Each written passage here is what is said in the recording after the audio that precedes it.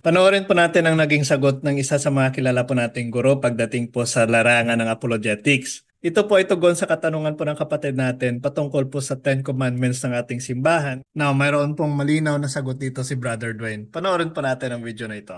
Huwag ma-offend sa akin ng mga Katoliko. Huwag ma-offend sa akin. Kayo na lang sa sarili nyo mag-isip tungkol dito. Pero magtataka ka, bakit pagka pumapasok ka sa simbahan, 'di ba? Hindi ka pa nakakapasok doon sa mismo simbahan. Doon pa lang sa compound pa lang ng simbahan Katoliko.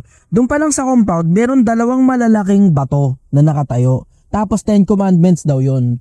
Magtataka ka, ba't wala doon sa 10 commandments bawal gumawa ng larawan? Samantalang pag binasa mo sa Bibliang Katoliko, nakasulat naman 'yun doon. Hindi ko alam, yan yung mga bagay na tatanong nyo lang siguro sa pare kasi di naman ako pare eh. Pero kasama sa 10 utos, yung huwag kang gagawa ng larawan, huwag mong yuyukuran yung larawan na ginawa mo. Pero yung 10 commandments na inilalagay nila sa anong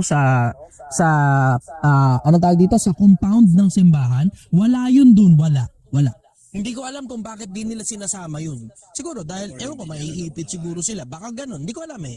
Hindi ko alam kung ano stando ng Catholic Church in general. Yung advice mo sa amin na magtanong kami sa pare kung bakit hindi naisama kang gagawa ng larawan ng Yuan na nakasulat doon sa Exodus chapter 20 verse 4 and Deuteronomy chapters 5 verse 8. Hindi na kailangan pang magtanong kami kasi alam na namin ang reason kung bakit hindi isinama. Kahalip, ang payo ko sa iyo, mag-research ka ng mabuti bago ka magsalita o mag-post ng video mo sa social media. Kasi ikaw rin ang mapapalaya dyan sa ginasato mo, brother. Ngayon, the combination of no other God and no idol is found as both the Jesus Solomon and in St. Augustine whom the Catholic Church follows in fifth generation. Tingnan mo yung like jewislearning.com, papihita mo doon na walang nakalagay na wag kang gagawa ng Diyos-Diyosay or wag kang gagawa ng larawan ng Yuan. Salip, ang nakalagay doon o nakapilat doon ay wag kang magkakaroon ng ibang mga Diyos ibang sa akin. Ganon din sa aklat na A Year Through the Cross na sinulat ni John Parson. Wala din nakalagay na wag kami gagawa ng larawan ng Yuan doon sa Testament na nakalagay doon sa aklat na yun. Ano bang disco? Kasi kung alam lang ng mga umatake sa Catholic Church yung grammar ng mababasan natin sa Exodus chapter 20 verses 35 at sa Deuteronomy chapter 5 verses 7 to 9, sa Hebrew grammar na nakasulat doon ay Exodus chapter 20 verse 3 is Loyeye Lekha Elohim Akerim Alpanay. Nang katumbas nun ay huwag kang magkakaroon ng ibang mga Diyos ibang sa akin. Ang sumunod ay Lokaase Lekha Tisel. Ang katumbas ay huwag kang gagawa ng diskursan. Tapos ang tumunod sa verse 5 ay notice kahabi yahim na huwag kang sasamba sa kanina. Ngayon, hindi na pwedeng putulin yun. No? Kagaya ng ginagawa ng iba, pinuputol nila yun. Sangit na nilagyan ng tatlong ng silo doon sa unahan, negative particles na may negative samal ang Diyos, huwag kang magkakaroon, huwag kang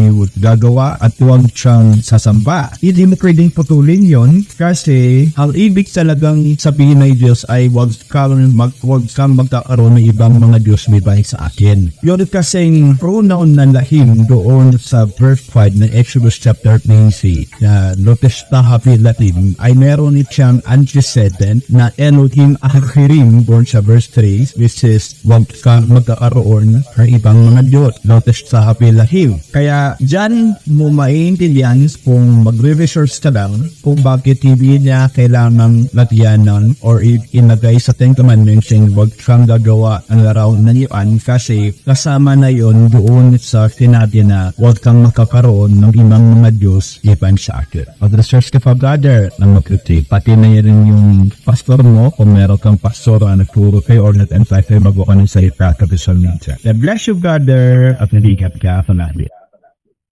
Ayan. So, mas napalalim po yung explanation no, pagdating po sa Ten Commandments.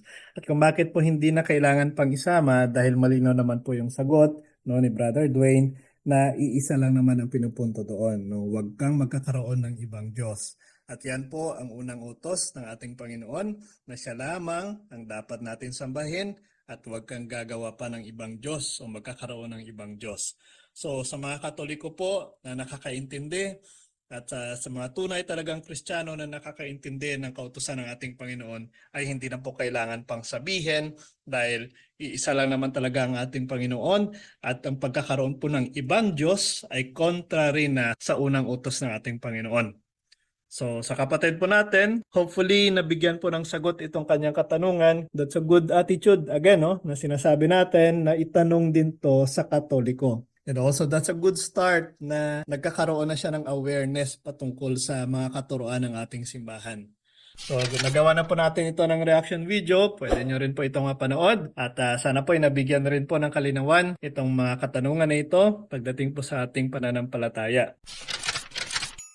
Again, kagaya po na sinasabi natin, mga ka-curious, maging isang tunay na Katoliko sa salita at sa gawa. At maaari nyo rin po ito may pakita sa pamamagitan po ng pagsuot ng ating Catholic t-shirt na available na po para sa inyo.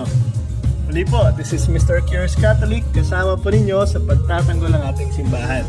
Pro Deo et Iglesia. Sa Diyos po ang lahat ng kapurihan.